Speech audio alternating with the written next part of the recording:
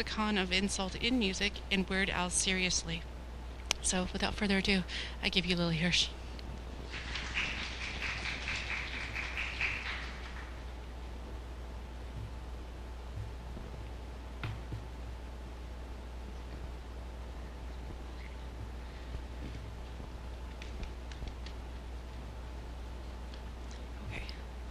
Well, thank you so much for having me. I really appreciate that introduction. And thank you to everyone who came. I know it's a rainy day, it's a Wednesday, it's kind of hard to get out there, so I appreciate this.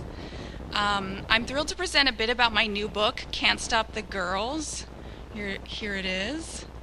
The title is based on the song You Can't Stop the Girl by BB Rexa.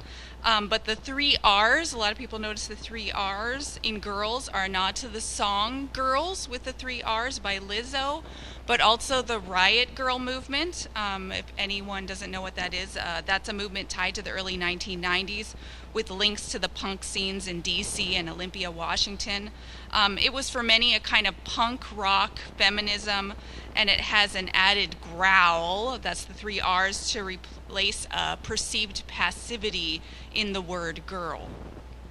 The book itself includes an amazing and lyrical foreword by singer-songwriter Michelle Indigeo-Cello and an afterword by Amy Ray of the legendary Indigo Girls. And my favorite lines in the book were actually written not by me, but by these women. To illustrate, in the foreword, Michelle writes, quote, this is one of my favorite lines in the whole book, it always gives me chills. The work stands tall no matter the gender of the person who has created it. But the work of women stands tallest because it was often not meant to stand at all.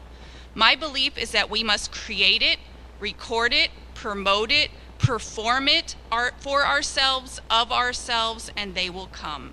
It is a terrible gift, the requirement to make the space ourselves, for ourselves, but it is the only way the space will come, and it is the only way it will be ours.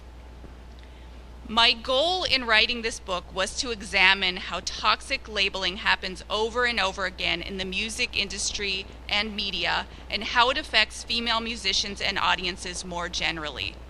By spotlighting the consequences as well as the pervasiveness of this labeling, I hope to create a certain awareness and, in the end, real change, both in the words we use and the assumptions we make about women in music. However, in order to out this labeling, I have to platform the related toxic attacks, ones often both misogynistic and racist. To make matters worse, the musicians under discussion in this book have already experienced extraordinary public pile-on and hate. It is not my intention to add to that bullying. I had to ask myself, what is the right way to confront and challenge abuse when it involves someone else's trauma? In the presentation of this book's material, there are ethical considerations too around readers' potential reactions.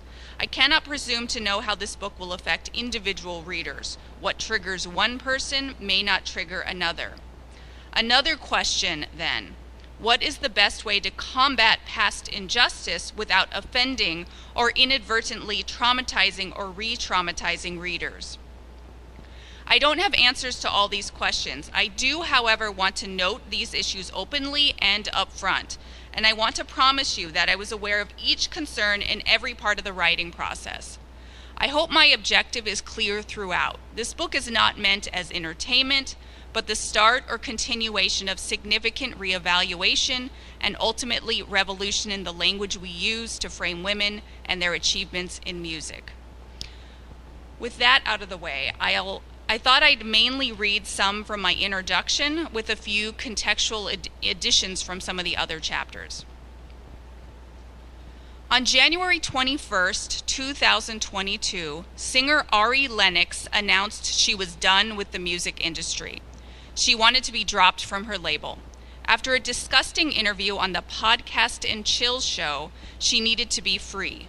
The host had asked her, quote, "And where are we right now? Is someone effing you good right now?" End quote. It was the final straw. She didn't want to deal with any more abusive attention.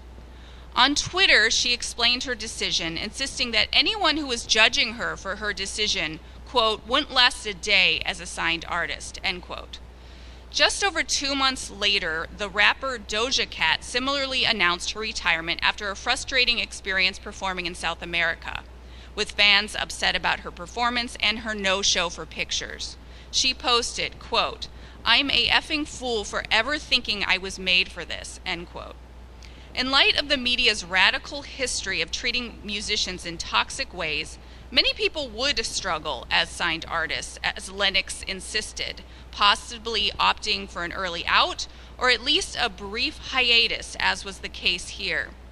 But it's no coincidence that both Lennox and Doja Cat are women.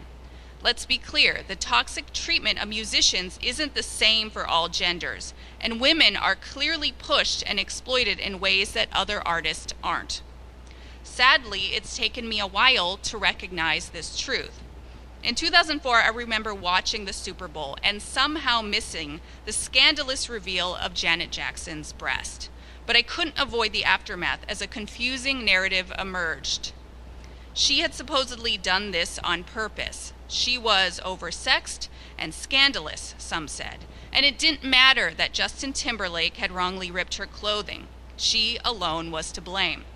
Then, in 2007 and 2008, I followed the latest Britney be damned takes as Spears in rapid succession shaved her head and was hauled off to the hospital. She was quote-unquote crazy, I thought, nodding along with the headlines. As a student of classical music, I had studied quote-unquote crazy composers who were nonetheless respected, like electronic music pioneer Karl-Heinz Stockhausen, who believed he came from a planet near the star Sirius. But they were men, so their quote-unquote crazy was a sign of genius. I must have internalized that message. While his crazy was good, Spears was just crazy, with no redemptive spin. If I made a false move, I might be considered that kind of crazy too. And as I learned from the messaging around Jackson, I would have no one else to blame, no matter who else was involved. I didn't even need to read anything specific about Yoko Ono. I somehow knew, or believed I knew, she broke up the Beatles, and I wasn't alone. In a 2015 Vulture article, Yoko Ono and the Myth That Deserves to Die, journalist Lindsay Zolatz wrote, quote, I bought the Yoko myth wholesale. I thought I knew about Yoko Ono. I had a lot to learn, end quote. When I started dating a guy in band in college, I held my tongue, aware of the warning. Eventually, I lied. The music is great. Yes, even that part with the cowbell. Of all the tales we've been told about women in music, the popular version of Ono's history is one of the most pervasive and powerful. It has become myth, defined here as an oppressive belief with the ability to standardize certain cultural values. In fact, I'm going to add a bit of context here from a later chapter. Yoko is really where this book began, thanks to questionable leisure activity during the beginning of the pandemic. One week in December 2020, I couldn't get away from the myth and popular entertainment, and I can't believe I'm admitting some of my choices of entertainment. Watching episode 4 of the 1994 teen drama My So-Called Life, I was surprised to hear series mom Patty Chase muse of Yoko. Why do you think people give her such a hard time? Is it just because she can't sing? 2 days after that, I was reading the 2020 Sophie Kinsella chick lit confection Christmas Shopaholic. Main character Becky tells her best friend Suze why she broke up with her college boyfriend, who was in a band. Because of the band, Suze guesses. Because they all thought you were Yoko. Kind of, Becky responds.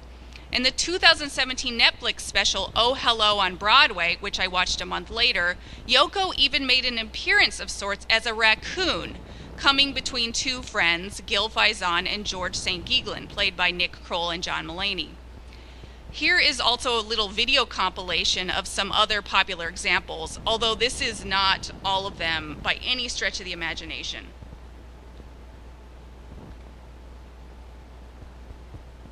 Oops, no sound. I know Yoko's. You can be my Yoko Ono. Let's try that again. What if you're his Yoko Ono? You are Yoko in the band! You and Yoko here turn music. And I say no Yokos. You can be my Yoko Ono. That's a real quick take. There are also some real famous examples in The Simpsons. They had actually Yoko Ono appear as a character, without her permission, obviously. And This Is Spinal Tap is another real famous example where there's a character that's basically a Yoko figure. The myth rears its head again and again, each time uncontested. The rehashing of the myth might spotlight one aspect of the myth over another, focusing on gendered stereotypes or dragon lady racism, or simply making fun of a woman's independent artistic efforts. But the general theme endures. She was in the wrong, she did something wrong. And for anyone who thinks Yoko deserves this hate, no, she didn't break up the Beatles. John Lennon told comedian and talk show host Dick Cavett in a sit-down that aired on September 21st, 1971, that the Beatles were, quote, drifting apart on their own, end quote. Later, in 2012, a presumably more objective Beatle spoke up when Paul McCartney stated in an interview with Sir David Frost, quote, she certainly didn't break up the group, end quote. As photographer Bob Gruen, a friend of Lennon and Ono's during the 1970s, said, quote, their manager had died. They were beginning to drift into different kinds of music and didn't feel the need to work together to make more Beatles music. In his words, the Beatles broke up the Beatles. Peter Jackson's 2021 three-part docuseries Get Back backs up Green's testimony with unseen footage of the Beatles working together in late 1969. In it, George Harrison actually quits the band with very little fanfare, but is convinced shortly thereafter to rejoin the group. Later, he talks about making his own solo album. In one scene, McCartney jokes about people 50 years later actually believing that Ono broke up the Beatles because she, quote, sat on an amp, end quote. The disintegration of the group was clearly in the air. And the abuse around her artistic efforts, I could talk at length about how unfair all of that is. Maybe I'll save that for the questions. Nonetheless, for decades, Yoko has been blamed with explicit and implicit racism. As I write back in the intro, the name Yoko has even transformed into a label of sorts, affecting more than just Ono. For example, legendary musician Alice Coltrane is still understood by some as the Yoko Ono of jazz, blamed for her husband's late shift in style and punished for replacing McCoy Tyner on the piano in the John Coltrane Quartet. There are also, of course, many modern-day Yokos, dubbed as such in the press and in public opinion. The list extends from Courtney Love and Lorenz Scott to Taylor Swift and Meghan Markle, Jessica Simpson and FKA Twigs to Ariana Grande and Perry Edwards, among others. In the press coverage of each of these women, there are parallels, especially in regards to their love lives or the troubles of their partners. But in some cases, the media also explicitly branded these women Yoko, drawing them into an ill-defined category of questionable women. Oops. In the New York Daily News, the headline, "The New Yoko, Taylor Swift blasted as the Yoko Ono of One Direction." In soap opera Spy, is Meghan Markle the modern-day Yoko Ono? Courtney Love was a force to address the label in Rolling Stone. Courtney Love rejects Yoko Ono comparisons. And in other examples, journalists themselves have countered the attack, as in the case of Ariana Grande. The article, "You Did This to Him," Ariana Grande, Mac Miller, and the demonization of women in toxic relationships. The Yoko tag is then one of many words in a vast overlapping network of toxic labels and slurs routinely attached to women in music. These labels include gold digger, witch, Jezebel, liar, crazy, snake, diva, and slut, among others. And many of the modern-day Yokos have been branded with these words as well. Swift is supposedly a snake, Grande a diva, and FKA Twigs a gold digger. But as this book makes clear, all of these gendered labels work to perpetuate a double standard in the treatment of women in music. Not only are the words often female-specific, but the attached stigma is too. Crazy is a word of condemnation in Spears' case, but a sign of genius for men. The labels mark a woman when she supposedly makes a misstep, though that same action performed by a man can be positively explained away. Mariah Carey, for example, has been called the ultimate diva, with rumors of her supposed wild backstage demands, including a supply of blue M&Ms, a rumor she has denied. At the same time, Van Halen admits to a similar demand for M&Ms with all the brown ones removed. And according to Insider, there's a quote-unquote brilliant reason. The all-male band members just want to make sure concert promoters are reading their concert rider, including details of the stage setup. It's just shrewd business. The double standards and the related toxic labeling of women vary by individual, and racism has a significant impact in certain cases. But this abuse, whether deployed as insult or disguised as a joke, in all cases works to enforce certain norms of behavior expected of women. In Kate Mann's words, a quote-unquote logic of misogyny. And by women, I refer here and throughout the book to anyone who identifies as such. With a celebrity platform, the labels punish women so labeled, but also all of us, as we receive or process the intended message and act or don't act accordingly. At times, it's confusing, as it was for me after the 2004 Super Bowl.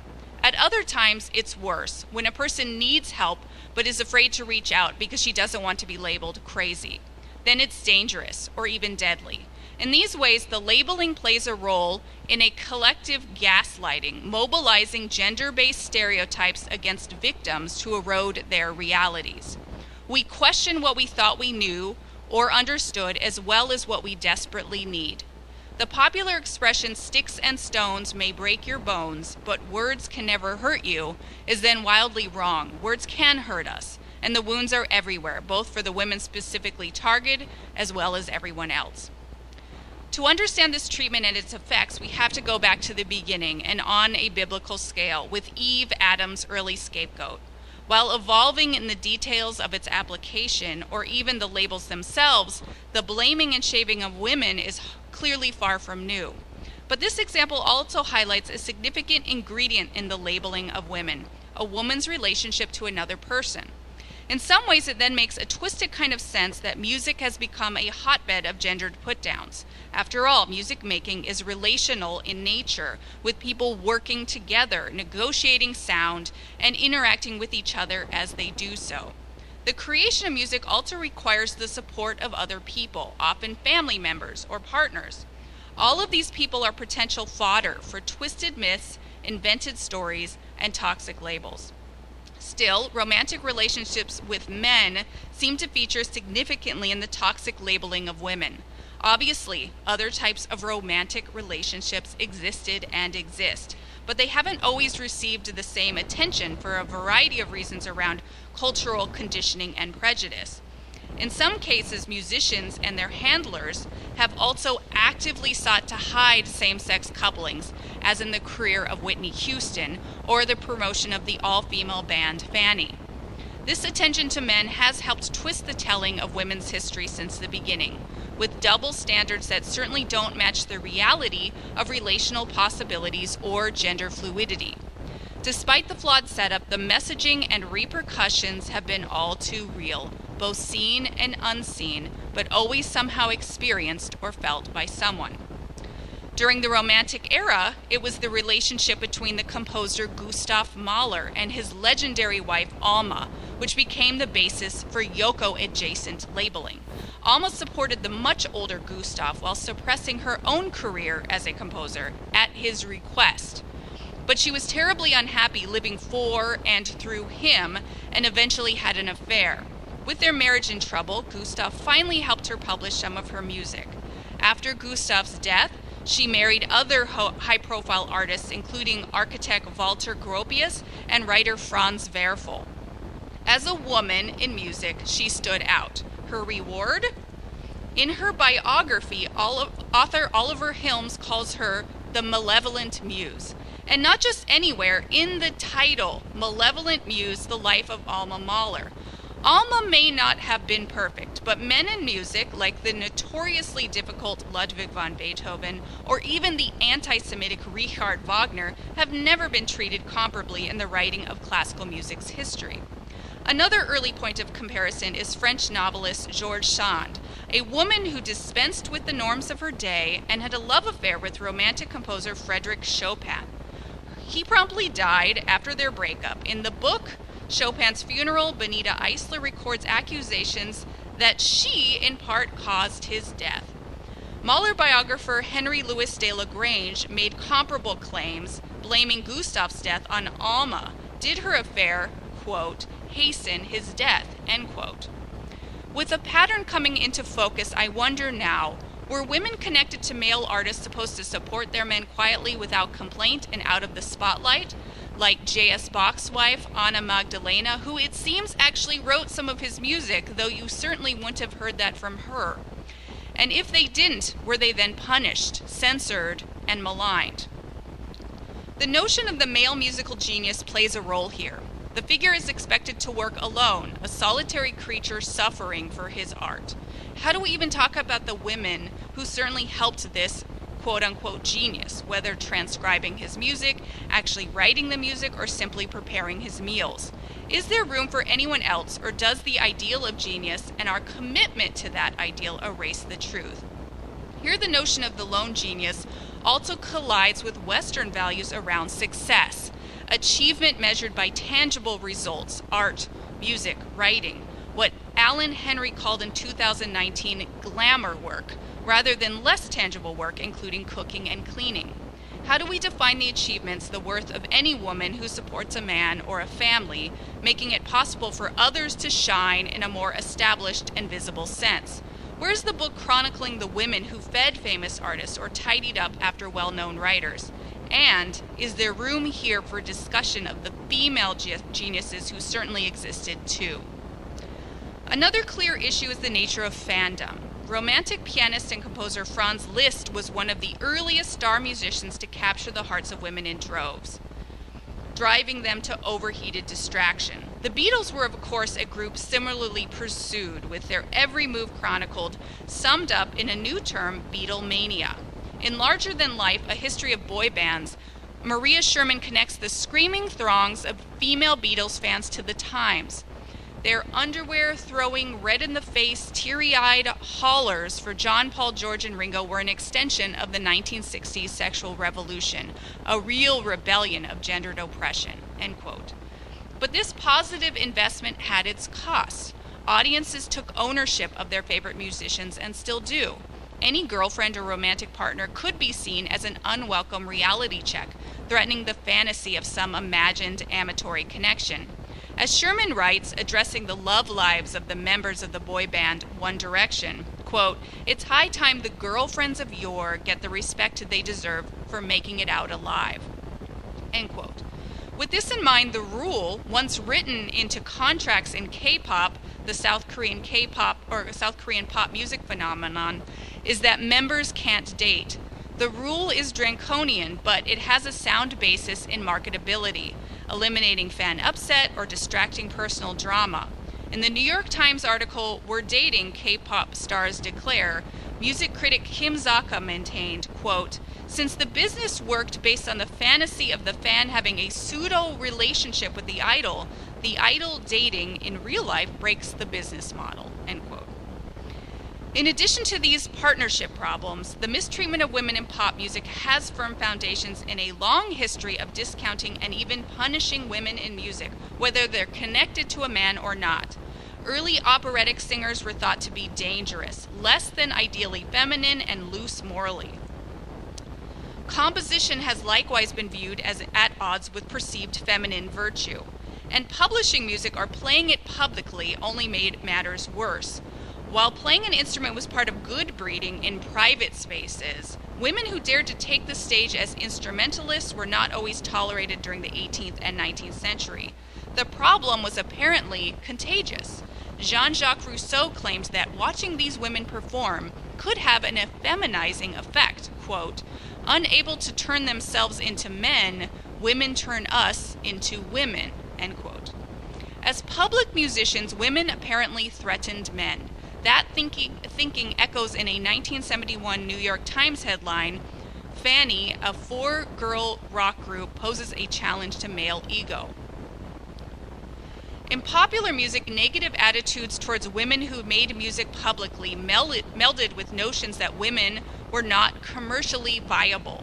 In 1996, singer Sarah McLachlan organized the all-women concert tour Lilith Fair in order to counter the criticism she heard over and over from radio programmers, "We can't play two women back to back," as well as similar statements from labels and concert promoters. Somehow men were the accepted default in music. While women in music were a risk, men were presumed consumer-friendly. The very label woman was and is a problem. In music criticism, there are not enough women to counter such illogical conclusions and practices, if indeed they could have or would have. During the 19th century, women struggled for a variety of reasons to become accepted public writers. But music criticism, which gradually emerged during the 18th and early 19th century, was an even greater slog. This state of affairs has had amazing resilience, and men early on dominated rock criticism. The effect on how we have listened to and thought about popular music and music more generally cannot be overstated. Not only that, the system is self-perpetuating. Women have not always felt comfortable in such a male-dominated realm, and if they did, for acceptance, they may not have wanted to break with tradition, talking about music in new ways. Women can, of course, be misogynist too. While male rock critics disparage certain men in music with quote-unquote feminine descriptors, soft, weak, light, wimpy, gendered values impacted critical treatment of female musicians more directly. They were mocked as girl groups or ignored entirely. If they were discussed at all, critics often downplayed the music, focusing instead on the female musician's body or appearance. Along these lines, in a story about the history of the Pretenders, Scott Cohen of Spin found it necessary to reveal that founding member Chrissie Hynde, quote, prefers stockings to pantyhose because she doesn't like to wear panties. That was a part of a music review. As Nicola Pucky wrote in the introduction to Misogyny, Toxic Masculinity, and Heteronormativity, quote, popular culture and popular music are complicit in reinforcing and normalizing misogynistic actions and attitudes. And it certainly hasn't helped that the production of popular music has been and continues to be a predominantly male enterprise, with men traditionally working as recording engineers and producers, supported by gendered stereotypes around technology more generally. Of course, there have been and are important female figures who work in gear-heavy fields of music, especially electronic music like Wendy Carlos. But again, the perception of that male control matters, reinforcing the status quo and contributing to women's avoidance of and exclusion from music technology-related careers. In all of these ways, music seems overwhelmingly stacked against women. At the same time, music fans in recent years have supported reassessment of certain female music icons, exposing their mistreatment as a possible first step towards a more fair-minded engagement with their work and music as a whole. The 1990s and early 2000s in particular have become points of fresh consideration, related to the fan-led #FreeBritney movement. There we go. With that turn, there have been reevaluations of the media coverage of female celebrities, including Spears, Lindsay Lohan, and Janet Jackson, among others. This activity must also be connected to the #MeToo movement, recent contentious political battles around gender, as well as new developments in digital media, which has given celebrities a direct platform, allowing them to speak for themselves. In light of this activity, the conversation around gender bias seems especially wide open in this particular moment. People are both receptive to rethinking past prejudice and pushing hard to keep those walls in place. In either case, and every case in between, it is significant that the discussion is happening, and this book is meant as a contribution to it and perhaps the start of new, related conversations. In this space, Can't Stop the Grrrls confronts the past as well as ongoing wrongs in the treatment of women in music. However, rather than solely recounting each wrong, which would be impossible, this book outs the labels that have negatively affected these women. Yoko first, and then crazy, gold digger, snake, liar, diva, slut, and the last chapter focused on the B word. In particular, I focus on female musicians Yoko Ono, Courtney Love, Britney Spears, FKA Twigs, Taylor Swift, Kesha, Mariah Carey, and Ariana Grande. I treat each chapter as a case study. As a quick preview and brief break from the intro, I wanted to highlight just a few of the chapters, just a quick overview. In the chapter on Courtney Love, I trace how the label Yoko was applied to love. Here it is. This is chapter 3. So, love early on was seen as a threat to Nirvana and her boyfriend, the lead singer Kurt Cobain. With Cobain's tragic death, the Yoko comparisons in the press only multiplied. This chapter examines Love's response, including her pointed statement that she didn't sit in on rehearsals like Ono did. Rather than taking on the Yoko label as a whole, Love at times tried to distance herself from it, an easy and understandable strategy, yet one that ensured the label's endurance and its future use against other women. I tie her labeling, the blame she experienced after Cobain's death, to that of Mahler and Sand, but also that of Ariana Grande, who was blamed by some for the death of her ex-boyfriend Mac Miller. Men stand as geniuses alone, except when things go horribly wrong. Then women somehow have all the power. The men are ironically diminished as society assigns women the blame for actions that were not their own. In the chapter on Spears, I also contend with the label Yoko when Britney dates the then boy band member Justin Timberlake. But I move on from there, connecting her mistreatment as crazy and the creation of the conservatorship to the easy labeling of women as crazy in the past. The display of the insane, often women historically, is also part of this, as well as the related operatic mad scene. I also relate her treatment to that of Irish singer Sinead O'Connor. In the chapter on Swift, I likewise connect recent labeling and mistreatment to a wider history, especially the myth of Medusa.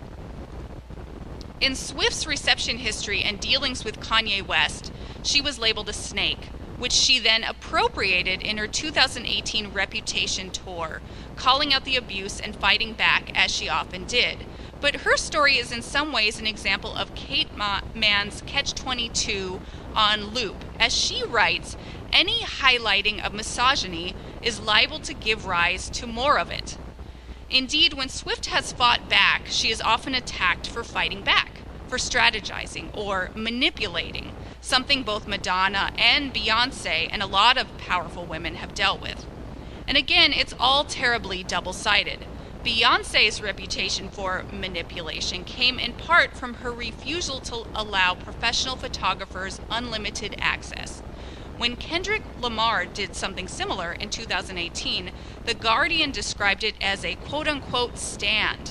When fans take photos, the article's author insisted, it ruins the ambiance. In that double standard, there is yet another warning. Don't fight back, even if the world around you has forced you to consider fighting. The story of Medusa with her snake-like hair then seems particularly apt in the telling of Swift's story and this lesson. I actually wasn't fully aware of the specifics of this Greek myth until my son, who was 8 at the time, reading a children's book about mythology, told me that Medusa wasn't always a monster. I didn't know that. In his version of the story, a children's version, Athena was jealous of Medusa's beauty and for that reason turned her into a monster. In other versions, including Roman poet Ovid's description in the Metamorphosis, the sea god Poseidon raped Medusa in the temple of Athena when she was just a young maiden. Athena, angry about Poseidon's desecration of her temple, then punished Medusa by turning her into the dangerous femme fatale of monster lore. To recap, Athena punished Medusa for Poseidon's violence. It was the world around the women that made her into a problem. A monster. And it was the world around Swift that turned her into a snake. Like Medusa, she was depicted as the one in the wrong, and his role in the story never mattered. In no way, then, is this book exhaustive of all the labels or all insults directed at women in music.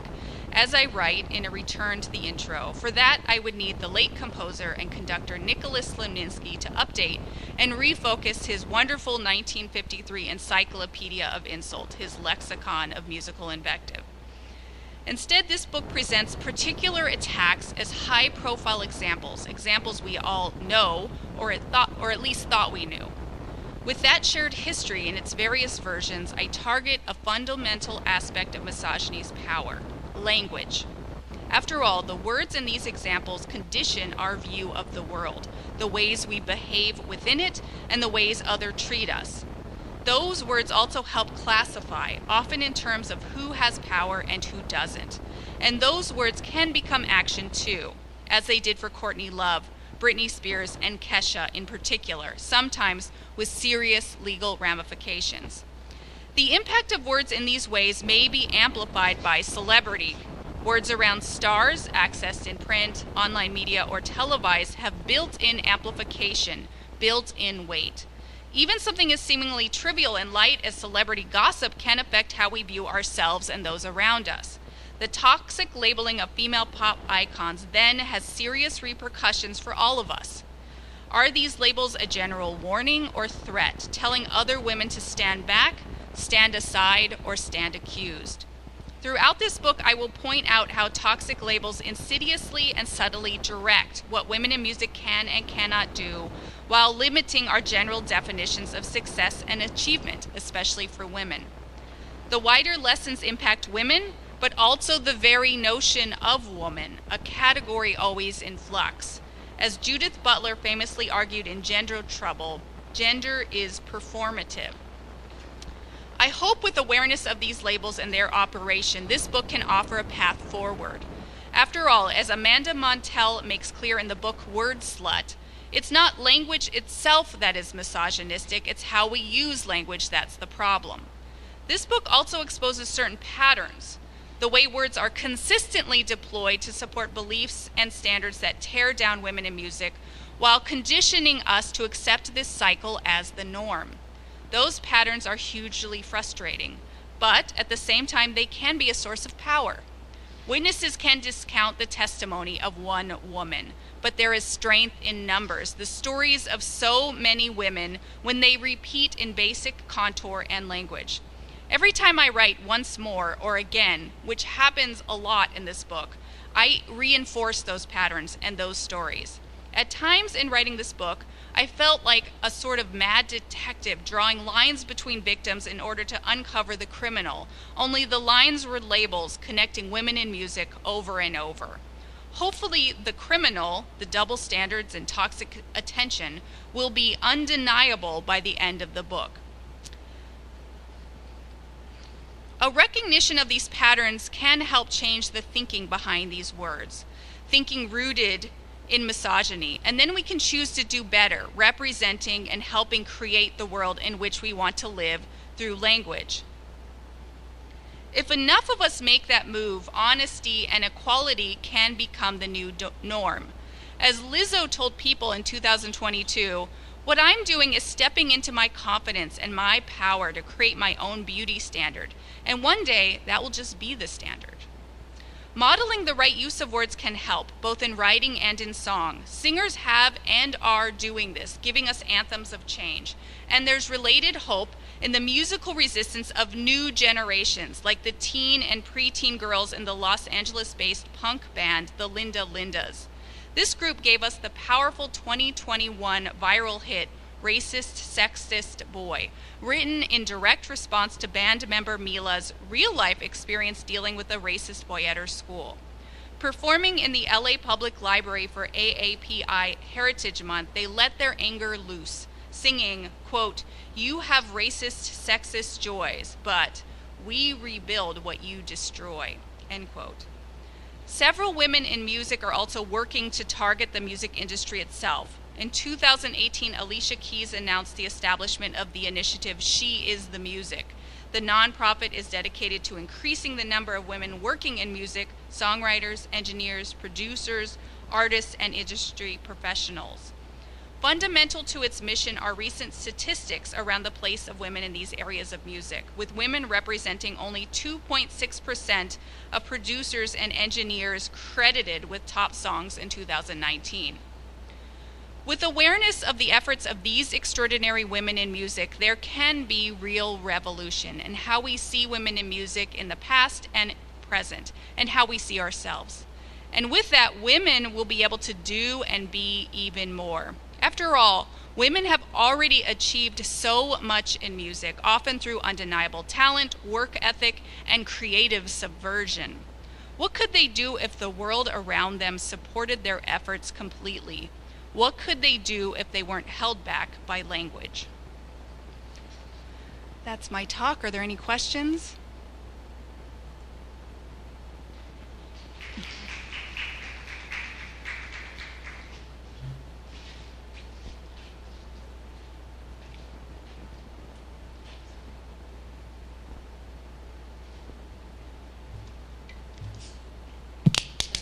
We had to get a second mic. Does anybody have questions? I have a question. Yes. So, I was born in the 70s, so my childhood was in the 80s, and my adolescence in the 90s. So I saw a lot of women coming into the music industry. My very first record was the Go-Go's. So I was wondering if, when you were doing your research, if you came across any stories about like the early women's rock groups like the Runaways, or groups like the Go-Go's, or so on, and how was labeling directed at them in the early punk and rock movements? Well, let's see. So I think we're similar age, and those groups, I mean, the Runaways, there was so much attention to their appearance, and that's something you see often with women in general. There's so little focus on their talent. It's all about how they look. And I mean, that just continues on and on in various forms. Even recently, I've been struck by all the articles about Madonna aging and what's appropriate, how she should appear. And it's amazing, all of this controversy around that. By the way, this has been going on since 2012 for Madonna. She performed at the Super Bowl, and there were all these stories about how she's too old to be up there, even though there are so many men who have performed at the Super Bowl much older than her. But the thing with all that, besides, you know, the merits of how we're supposed to age, whatever that is she's a singer. Why are we even spending time with how she's appearing? There's no discussion about her music. And that tends to be what happens with women. And I certainly remember that as I was growing up, the attention to these various women in music was around their appearance. And then when they would take a stand, I remember the Lilith Fair really well. I don't know if you remember that. Were you there? I am so jealous because, well, then you're going to have insight here. I was so involved in classical music back then, so I was not really, I was aware of stories and tabloids, but I wasn't fully attending popular concerts back then. But I do remember thinking I did not want to go to that because there was so much negative press. I remember it being made fun of on Saturday Night Live, and it was a sort of lesbian breast fest, all of this. And it's amazing that only in researching this book, I realized what these women were doing, that they were trying to disprove this idea that women couldn't sell music. If there's too many women, it's not commercially viable. And that Lilith Fair tour that lasted for 3 years, they brought in a ton of money. It was a very successful tour. So they did what they set out to do, and yet there was all of this backlash about it being all folky and kumbaya and a bunch of lesbians, which was just not the case. It's remembered now by so many people as this very safe space because there were so many women there, so that you didn't have to worry about assaults and other things that took place so regularly at other concerts. So it's just kind of thinking about our timeline and what was going on there. I remember that one. I remember all the stories about looks when really these were musicians and you just didn't have it. It's made me rethink. I do also remember Milli Vanilli. That was in my young days. And there was so much upset about Milli Vanilli that they had deceived us. And I started to think about that, and maybe I'm partly joking, but maybe part of the deception, the reason people were so upset is because it didn't make any sense to substitute more handsome guys for less handsome guys, because it didn't matter for men. If a woman, that actually would make sense. Again, I'm partly joking here, but I wonder how that whole issue would have been different if it was women instead of men.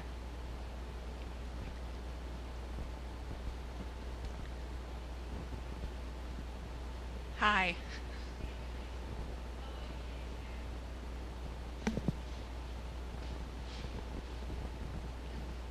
Hello? Hello. Thank you for coming. My question is going to relate to non-vocalist musicians, and you guys brought up the Lilith Fair, but I'm not the first one to point it out, but there was more males outnumbered women in the Lilith Fair show, even though that was a woman festival. And I'm wondering, what are your thoughts on why there aren't as many women musicians? And I mean, I'm sure if you update this book, you might add a chapter on Meg White and the discourse on her, not as a vocalist, but on her playing. Right. So I'm wondering, what are your thoughts on just like, because sometimes I'll go to I'll see shows and it's like, they'll have the female vocalist, but I get really excited when I see like, oh, there's the bass player or the drummer. Right. So why is there a lack of non-vocalist women in music? That's a good question. And there's so many ways to respond to that. So I think I might end up sounding all over the place. First of all, you're right. This book could have been much bigger. There's so many things. As soon as I turned this in, I thought, oh, I could have done a chapter on this. I could have done a chapter on this. I could have done a whole book on a lot of different topics. And I don't take on a lot of prejudices focused specifically around gay musicians. That's a whole other book. I also started to talk a little bit in this book about age, but that could have been a whole book, especially the Madonna stuff happened right after that. I'm just going to highlight all the things I didn't talk about now. No, but I did feel bad. I realized motherhood could have been a big topic. A lot of the real attacks on women happened right around when they became mothers. So I was fascinated by this last Super Bowl and Rihanna and the discourse around that. I do get into a little bit around body and quote unquote fat with Britney Spears, because some of the worst condemnation happened with her right when she performs at the VMAs after she's had a child and everyone's focused on her body. But that would have been a whole book. So yes, this issue around musicians and that I could have done a lot more with that also. But it's a tricky thing. So first I want to say that singers are musicians. Yes, because that's such an issue, and it's something I dealt with. I was a vocalist at a conservatory of music in undergrad, and there were all these jokes about sopranos being kind of dumb and not knowing music theory and all of this. And there's a real history around that somehow singers are less than when it comes to music. So that's a problem.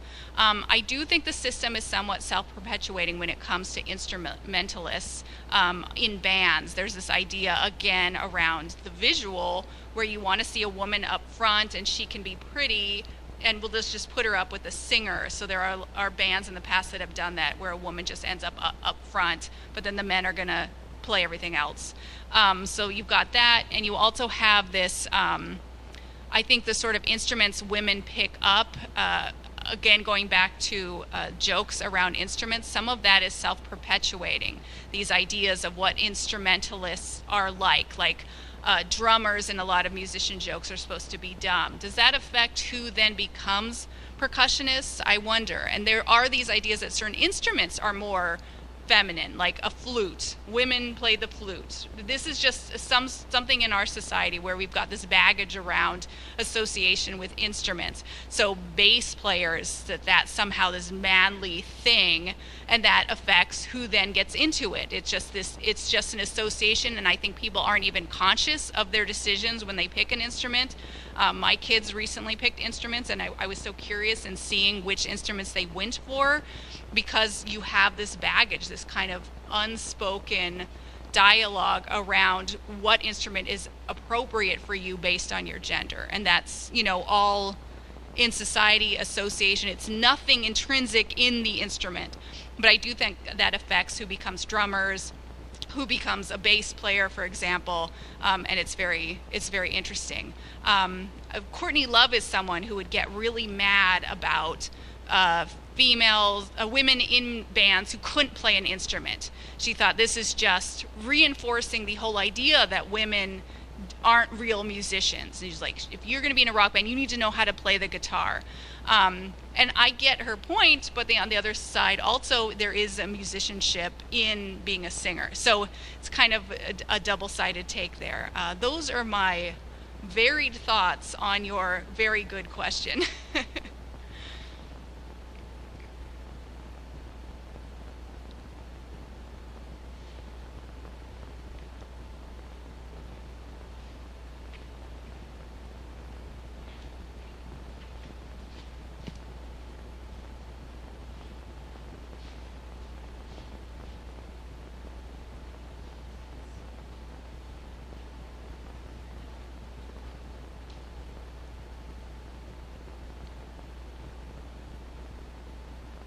One more.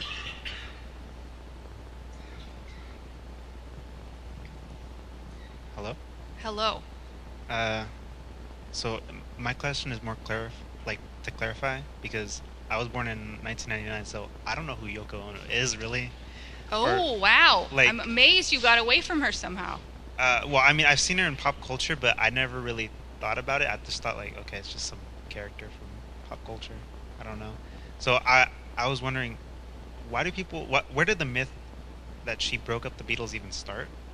Oh my gosh. I have a chapter in this book where I try to chronicle, and I just go through newspaper articles to see how it emerges. So there was a lot of hate directed at Yoko Ono as soon as she started dating John Lennon of the Beatles. And I talked about fandom and this ownership of the Beatles. So people weren't very happy with any dating that happened with the Beatles. But Yoko Ono got especially harsh treatment right away. And there were lots of subtle articles that weren't even explicitly negative, but they would highlight how different she looks. So she's a Japanese American. So there was a lot of racism here, and it was it became much clearer in other examples. And that sort of racism has continued, that she just didn't somehow belong. She just shouldn't have been there. There's some amazing examples of that. I didn't include it here because I want people to have the choice. But there is a kind of famous joke that Bill Burr makes about her, where he talks about slapping her so hard that her eyes look like mine. It's disgusting. And he talks about it because she's playing with John Lennon and Chuck Berry. She's singing, and he doesn't feel like she belongs there. So the myth is partly her dating John Lennon, and then when the band breaks up, that she's somehow the cause. It was easy to blame her. And then the other part of it is her music itself is often made fun of. So the interesting thing here is that in the context of the Beatles as a pop musical group, what Yoko Ono was doing might not make sense. But if you look at her history, she was someone educated in music and in avant-garde art, and she was questioning basic labels around what is music and what is singing and all of this, as but other artists were doing that at the time, and it was seen as revolutionary. One example is John Cage, who is someone she knew. Has anyone here heard of John Cage? So when I taught music appreciation classes, we always talked about John Cage because he was a modern composer that questioned what is music. And the famous piece that a lot of music appreciation textbooks include is a piece called 4 minutes and 33 seconds, where you put up this music, 4 minutes and 33 seconds, someone sits at the piano, and there's various versions of this. They just sit there and they turn the pages for 4 minutes and 33 seconds. They don't play a single traditional note. And the idea is, what is music? With that focus, are you hearing the different sounds, the rustling of papers in the classroom or in the concert hall? Is that music? So he did stuff like that. Yoko Ono also did stuff like that, but it is trivialized in the context of the Beatles, and she is made fun of. So those are kind of the two strains of it, and with racism and misogyny layered on top of that. And then you had these kind of making fun of, blaming her for breaking up the Beatles. It happened very quick. And some of the articles in the Los Angeles Times right away are wild. And I chronicle them in here about her having some sort of exotic power derived from the Orient. And again, these are not my words. And she was able to hypnotize and control John Lennon and break up the Beatles. And then you have it enter the pop culture. And you've got this Spinal Tap happened pretty early. The Simpsons, and then it's just everywhere, which was my experience during the pandemic, and I just finally got so mad I wrote this book. And even when I was finished and I had just turned in the book, I watched the movie Metal Lords on Netflix. Has anyone seen that? And they have the same thing. This boy meets a girl and he wants her to join the group, and his co-bandmate is like, oh no, she's going to be a Yoko. I'm like, oh my God, it's 20 whatever it is. Are we really doing this still? So she is a real life person who had a fascinating life, or is still alive, and did incredible things in music. And she has just been reduced to this ugly label in pop culture. That was a long answer. Thank you.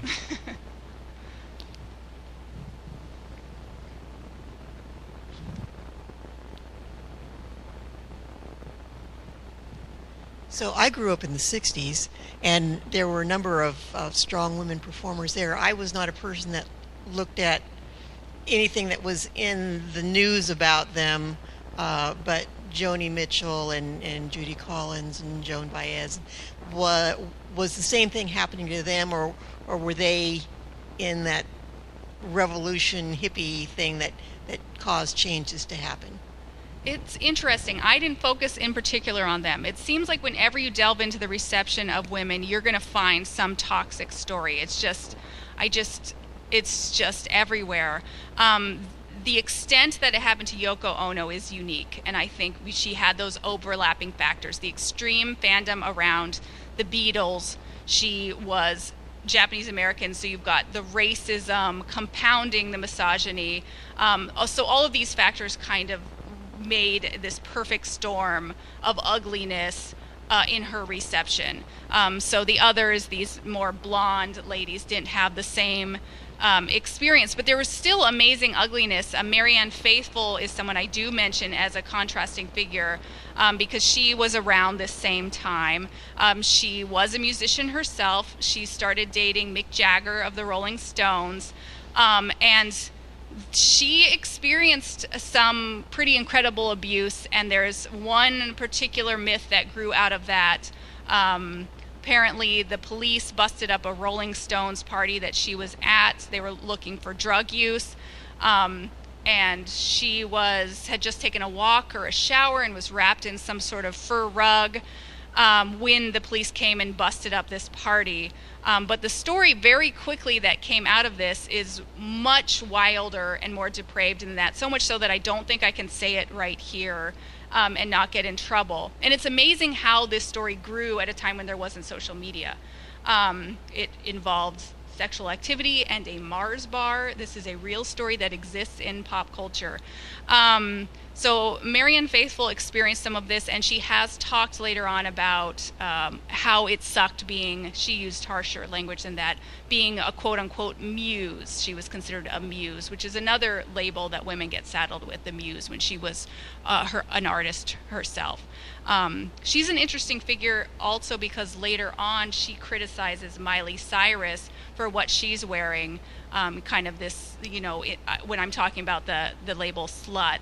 And it's interesting to see some of these patterns repeat. It becomes learned behavior because she, of all people, should know not to criticize, a woman in this way or add to that pile-on. I had up the tweet from Kim Kardashian. That's another example. She came out so harshly against Taylor Swift when she deals with trolling that's unbelievable. She should know better, but it's easy for me to say that. We grow up in this cycle, we reproduce it. It's just kind of a part of our cultural conditioning. So it's hard to break out of that. And I'm speaking, I realize that because there are so many stories here that I talk about that I accepted at face value as I was growing up, and it's only now, from my own experience and maybe just getting mad enough that I feel like I can come out and look at it and go, hold on, let's look at the full picture here and the full story. But yeah, I bet with all of those women there are these ugly takes or a diminishing of their musical experience. There's going to be a new book about Joni Mitchell. Ann Powers is working on it. She's that NPR music critic. She's phenomenal. I bet it's going to be such a good book, and I bet she's going to dig into all sorts of issues around Joni Mitchell's reception.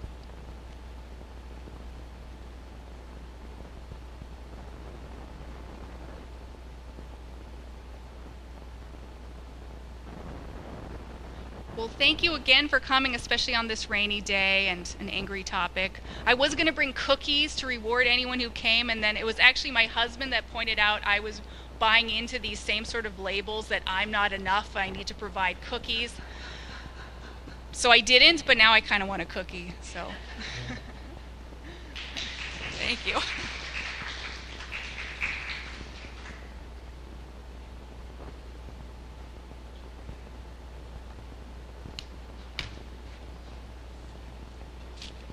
Thank you so much.